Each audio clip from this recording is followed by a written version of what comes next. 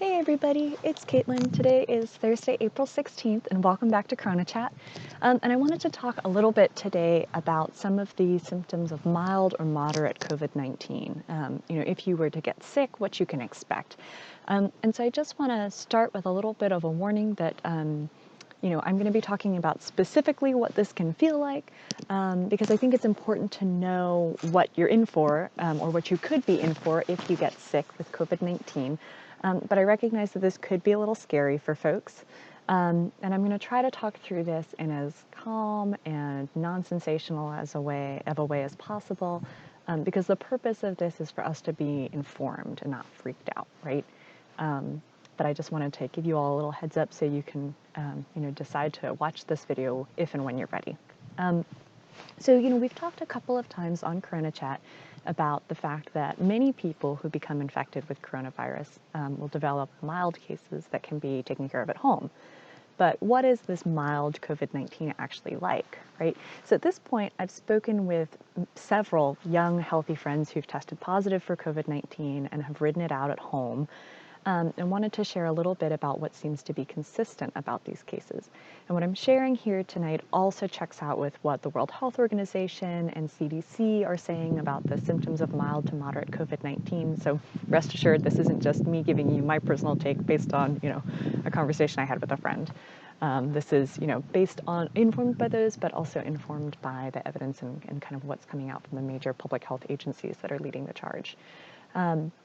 So, while we believe that there are likely many people in the community who may develop no symptoms or develop symptoms that are so mild that they don't even realize that they have COVID-19, we don't really know how common that is, right? Some of that's because of testing, and some of that's because this is a new virus, and we just don't know how many people of those who get it become very sick or have no symptoms. But we do have reasonably good information about the kinds of illness that people are developing when they're sick enough to know that they're definitely sick, but, not sick enough to need to go to the hospital and be ventilated, right?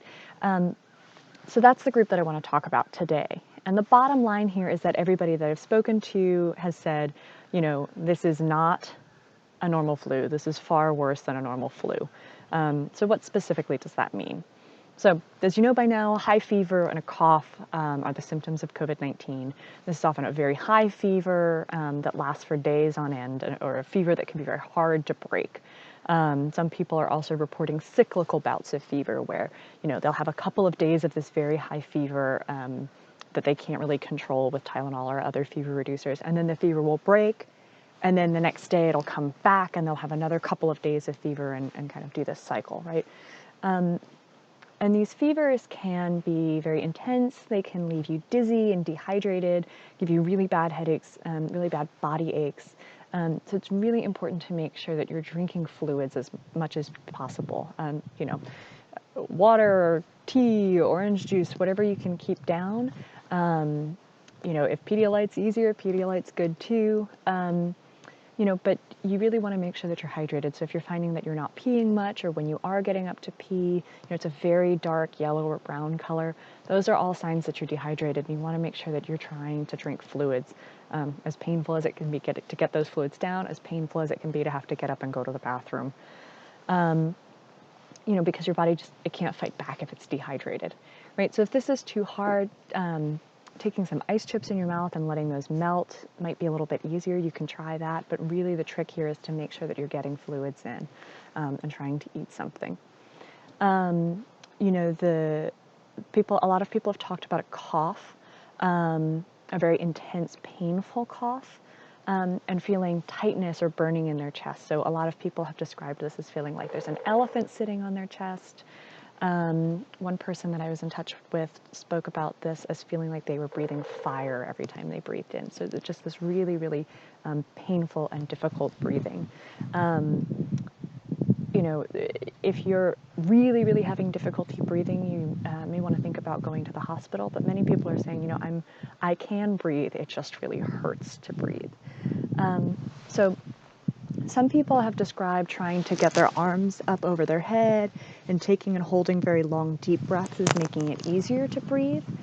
The evidence right now on this is not great, but many people are saying that they're finding that this helps them to breathe. But lots of people are also saying that this feels kind of excruciating, even though that it does make breathing easier. So, try to do it, but know that it's going to be painful. There's some limited evidence coming out of a Cochrane systematic review. So this is they go, public health experts who go and read through kind of everything that's been written about a topic, and then will put forth a definitive, this is what the evidence says. And so there's, a little bit of evidence coming out of some of these Cochrane reviews that say that sitting up may be a little bit better than lying down for people who are very ill. So folks who are in the hospital with a ventilator. And we don't know how that carries over to people who are not sick enough to be in the hospital on a ventilator. But if you're sick with COVID-19 at home, it may be worth trying to see if you can stay propped up a little and see if that helps ease your breathing. There've been, certainly some stuff in the news about whether lying face down or face up is better. Cochrane did kind of an evidence review on this as well. They're not seeing much evidence to indicate a difference, but some hospitals are experimenting with this, and we should know more as more data come out. So how long do these symptoms last, right? It seems to vary quite a bit.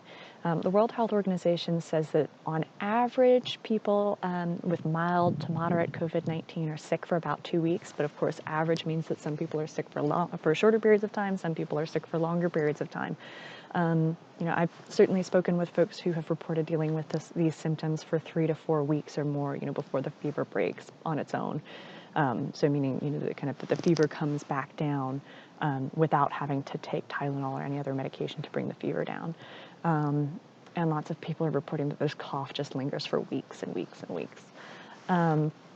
Again, these are all symptoms that we're hearing from young, healthy people who are riding out COVID-19 at home. This is not severe COVID-19, which requires hospitalization, and those symptoms are much, much worse. I share all of this, again, not to freak us out, but just so that we're all really clear that this is not just a normal flu. Even for people who are young and healthy, this is a nasty, nasty illness, and you don't want to get it if you don't have to. So remember, stay home if you can, wear a mask if you can't, but this is not one that you want to try to go out and get so that you can be immune sooner. This is a pretty nasty bug. So, good news for today. The NIH, this is the National Institutes of Health, they're kind of the largest research organization here in the US. They've launched a new study to try to figure out how many of us have already had COVID-19 without knowing. So in this study, researchers will collect a small blood sample from each volunteer and test it to see if the person has antibodies to the new coronavirus, right? So if you have antibodies, it means that you were infected with coronavirus, you already had COVID-19, even if you didn't feel that sick, even if you didn't realize it, right? And so the results of this study will help us better understand how many people in the community are affected, how many people might already be immune to COVID-19, and help us make decisions about how to move forward, including how and when do we safely reopen the economy.